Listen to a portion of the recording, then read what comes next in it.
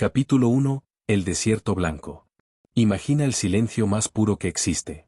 No el de una noche tranquila o el de una habitación vacía. No. Un silencio absoluto. Un silencio tan profundo que parece ajeno al mundo.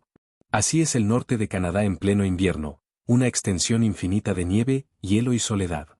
Allí, en 1930, un cazador experimentado llamado Joe Labelle recorría los caminos helados de la tundra buscando refugio. Era un hombre acostumbrado al peligro, a los lobos, a las ventiscas que ciegan, al hambre y al crujir traicionero del hielo bajo los pies. Pero lo que encontró ese día en el remoto lago Anjikuni lo marcaría para siempre. Labelle conocía el área. Había visitado antes un pequeño asentamiento inuit a orillas del lago. Gente amable, reservada, pero generosa. Sabía que allí podría encontrar calor, sopa caliente y tal vez un lugar donde pasar la noche. Lo que encontró fue nada. Capítulo 2. Las casas sin almas. Cuando llegó al poblado, la nieve estaba inusualmente intacta. Ninguna huella humana reciente. Ningún humo visible. Sin embargo, las puertas de las cabañas estaban abiertas. Demasiado abiertas. Como si todos hubieran salido con prisa. Entró en una de las viviendas. La lámpara de aceite aún colgaba del techo. La comida estaba servida en un cuenco, tibia. La ropa colgaba, seca, lista para usarse. Pero no había nadie. Ni ancianos. Ni niños.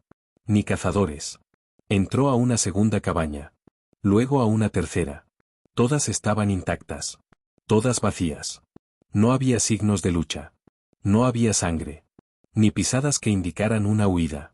Fue entonces cuando algo dentro de Joe Labelle se rompió. Un presentimiento ancestral, irracional. Algo anda muy mal aquí. Capítulo 3. El mensaje a la nada. Labelle, con el rostro cubierto por escarcha, avanzó hasta la colina donde solían cazar los más jóvenes. Ni un alma. Se acercó al depósito comunal. Abundantes pieles de caribú, herramientas, incluso rifles, todos abandonados. Nadie, absolutamente nadie en ese entorno, dejaría un rifle atrás sin razón. Era su vida. Su única defensa. Pero ahí estaban. La noche cayó. El frío se volvió letal. Joe, a pesar del agotamiento, no pudo dormir en el campamento abandonado. En lugar de eso, dejó un mensaje en una de las paredes con carbón. Fui hasta aquí. Nadie. Todos se fueron. No entiendo. Y partió. Caminó por la nieve toda la noche, sin descanso, hasta llegar al puesto más cercano de la Real Policía Montada del Canadá, RCMP. Tardó más de un día completo en llegar. Capítulo 4. El informe policial. La policía, inicialmente escéptica, decidió acompañarlo. Cuando llegaron al poblado días después, encontraron exactamente lo que Joe había descrito. Pero también descubrieron algo más inquietante. Los perros de trineo, atados y sin comida, habían muerto de hambre frente a sus propios refugios. Algunos estaban enterrados parcialmente por la nieve, en posturas que indicaban desesperación y sufrimiento. Las tumbas del pequeño cementerio local, construidas con piedras, habían sido abiertas. No por animales. Desde dentro. La tierra yacía removida hacia afuera, y los restos, no estaban. La RCMP tomó notas, hizo croquis, y luego desapareció del caso. El informe oficial fue redactado semanas después. Decía: no se encontraron pruebas de actividad criminal. Es probable que los aldeanos se desplazaran en grupo debido a una emergencia. Pero nunca explicaron por qué lo hicieron sin provisiones.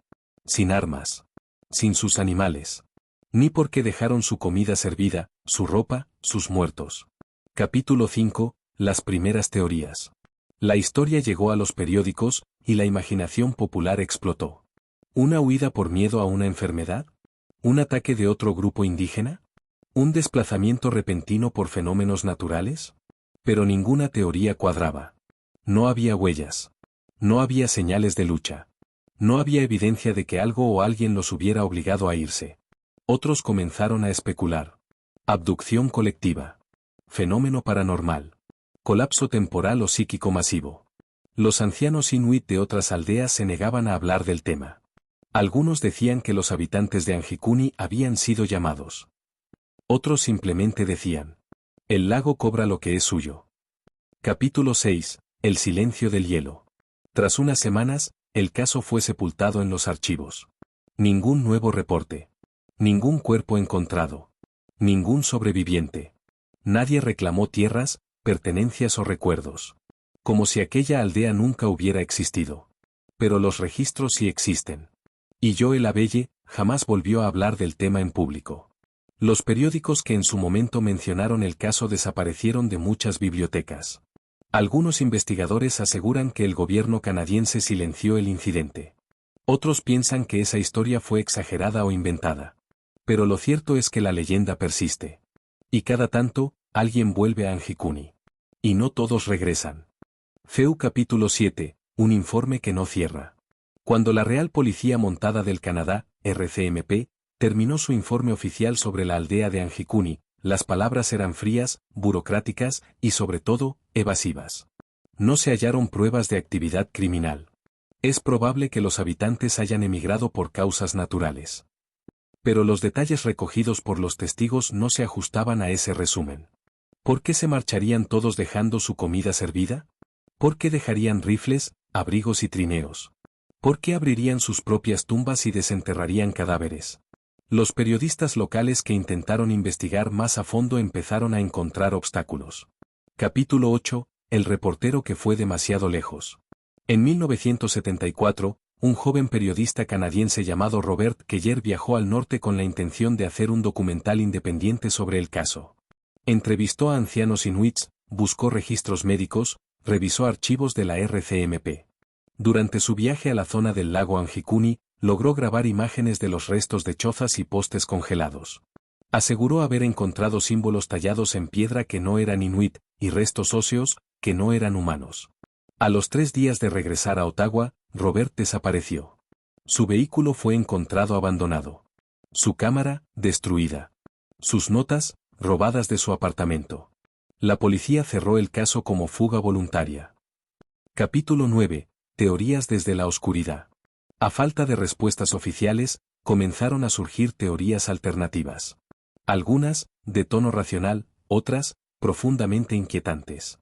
1. Teoría del éxodo voluntario. Algunos antropólogos sugirieron que los inuits de Anjikuni realizaron una migración espiritual colectiva, guiados por sueños, visiones o una antigua tradición. Esta idea se basaba en prácticas chamánicas reales, pero no explicaba por qué dejaron todo atrás sin preparar nada. 2. Teoría del evento natural inusual.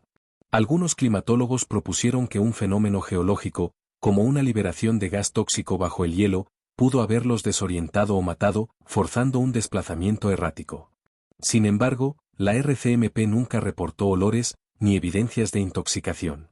3. Teoría del encuentro interdimensional. Propuesta por ufólogos en los años 60 y retomada por autores de lo paranormal, algo no humano pudo haber interactuado con la aldea. Citan: las tumbas abiertas. La falta total de huellas. Los perros muertos pero atados, como si hubieran sido ignorados deliberadamente. Testigos que vieron luces extrañas en el cielo días antes del suceso. Capítulo 10. Los testigos que nadie escuchó. Un cazador metis, Jan Dupuis, declaró en una entrevista en los años 80 que había visto una línea de luces flotando en silencio sobre el lago Anjikuni, 2 días antes de la desaparición. Sus palabras fueron publicadas una sola vez, y luego su testimonio desapareció de los archivos del periódico. Un grupo de exploradores en 1969 halló, cerca del sitio, una estructura circular de piedras con restos quemados. Lo más desconcertante, en medio del fuego apagado había una pieza metálica pulida, imposible de identificar, sin óxido y extremadamente fría al tacto. El objeto fue entregado a las autoridades, y nunca volvió a ser visto. Capítulo 11. Archivos censurados. En 1997, un investigador privado llamado Neil Brewster presentó una solicitud oficial de acceso a los documentos de la RCMP sobre el caso Anjikuni. Recibió una carta estándar. No existen archivos adicionales sobre el caso. Pero Brewster había encontrado en una biblioteca una copia microfilmada de un artículo de 1930 donde se citaba el número de informe original. La existencia del informe era real, pero había sido eliminado. Poco después, Brewster denunció que su correo era interceptado, sus llamadas intervenidas y que alguien lo seguía en la calle. 2 años más tarde, abandonó la investigación y desapareció de la vida pública. Capítulo 12. El mapa sellado. Una de las pistas más intrigantes provino de un cartógrafo retirado del gobierno que trabajó durante la Guerra Fría. Bajo anonimato, reveló que el área de Anjikuni estaba protegida por una zona de seguridad aérea, restringida al sobrevuelo desde los años 50. Allí ocurre algo. No sé qué. Pero sé que no quieren que lo sepas. Un historiador inuit, consultado años después, resumió la situación con una frase que heló la sangre de los investigadores. Los blancos piensan que las cosas desaparecen por accidente. Nosotros sabemos que hay sitios donde la realidad se quiebra. Capítulo 13. Registros que no coinciden. Curiosamente, en los registros censales del gobierno canadiense, la aldea Anjikuni nunca existió oficialmente. No está registrada como comunidad inuit reconocida. No hay mapas donde aparezca como asentamiento habitado. Sin embargo, aparece mencionada en 3 informes meteorológicos de 1925, 1927 y 1929. Figure en un mapa comercial de rutas de pieles de 1930. Joel Abelle había escrito cartas con fechas y nombres de aldeanos conocidos. ¿Por qué desaparecer también la existencia del lugar? Capítulo 14. El arte de hacer olvidar. Una hipótesis muy discutida entre investigadores alternativos es que el gobierno canadiense y las potencias aliadas habrían ocultado el caso por su relación con tecnologías no humanas o fenómenos dimensionales. Incluso algunos teorizaron que la carrera espacial secreta ya había comenzado en los años 30, y que ciertos fenómenos estaban siendo investigados mucho antes del incidente Roswell. La idea no es demostrar que los aldeanos fueron abducidos por extraterrestres, sino que su desaparición pudo haber sido el resultado colateral de algo mucho más grande que nosotros. Y ese algo, aún podría estar allí. Capítulo 15. La línea que no debemos cruzar. Cada intento de esclarecer este misterio termina con un patrón inquietante. Documentos que desaparecen. Testigos desacreditados o muertos. Expediciones con resultados censurados. Periodistas intimidados o desaparecidos. Y lo más terrorífico no es la falta de respuestas. Es la coherencia del vacío. Todo apunta a que algo ocurrió. Y todo apunta a que alguien ha hecho todo lo posible para que olvidemos. Pero no todos han olvidado. Algunos han vuelto al paso de Anjikuni. Con cámaras, sensores, grabadoras. Y lo que encontraron, lo veremos en la parte final.